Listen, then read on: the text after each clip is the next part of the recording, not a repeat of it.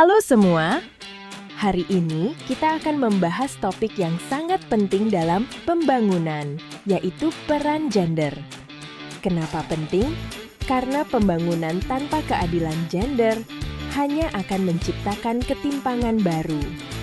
Yuk, kita pahami bersama dari kacamata sosiologi dan realitas di Indonesia. Pertama, kita harus paham terlebih dahulu bahwa gender berbeda dengan jenis kelamin. Jenis kelamin itu biologis, menunjukkan laki-laki atau perempuan.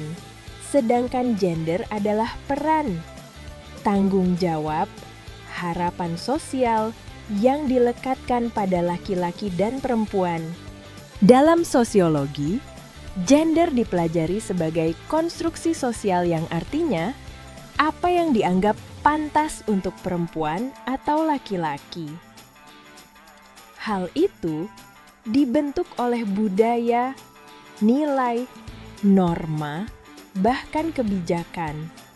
Contohnya, di masa lalu, banyak masyarakat Indonesia percaya kalau laki-laki harus bekerja di luar rumah, sedangkan perempuan di rumah saja. Tapi, apakah itu masih relevan hari ini? Di Indonesia, isu gender punya dampak besar pada pembangunan. Kita bisa lihat data. Banyak perempuan masih kesulitan mengakses pendidikan tinggi, kesehatan, hingga kesempatan kerja. Padahal, pembangunan itu tidak hanya membangun jalan atau gedung, tapi juga membangun kualitas hidup manusia.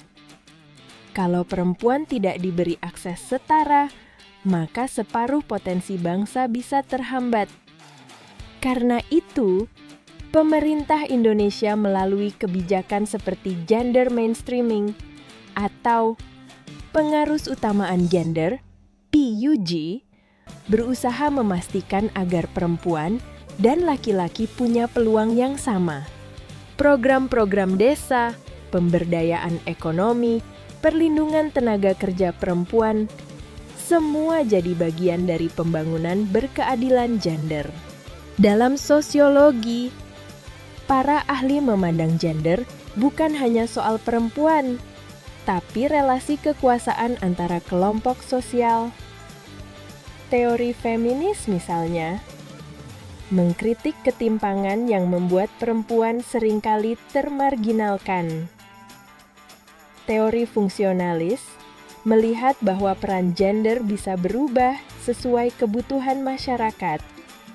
Contoh nyata, di masa pandemi COVID-19, banyak perempuan menjadi tulang punggung keluarga, menjadi wirausaha rumahan, bahkan inovator di komunitasnya. Ini menunjukkan bahwa peran gender dinamis dan bisa menyesuaikan tantangan zaman. Meski begitu, masih banyak tantangan. Diskriminasi di tempat kerja, kekerasan berbasis gender, pernikahan anak, dan stereotip yang membatasi. Sebagai generasi muda, kita punya peran untuk mendorong pembangunan yang adil dari segi gender. Kita bisa mulai dengan menghormati perbedaan, mendukung teman-teman perempuan berkarir, serta berani bersuara melawan ketidakadilan. Jadi teman-teman, pembangunan tanpa keadilan gender sama dengan pembangunan yang timpang. Sosiologi mengajarkan kita melihat persoalan ini secara kritis, agar kita tidak hanya menjadi penonton, tapi juga bagian dari solusi. Yuk, kita wujudkan pembangunan Indonesia yang adil dan setara. When we are equal, we grow stronger.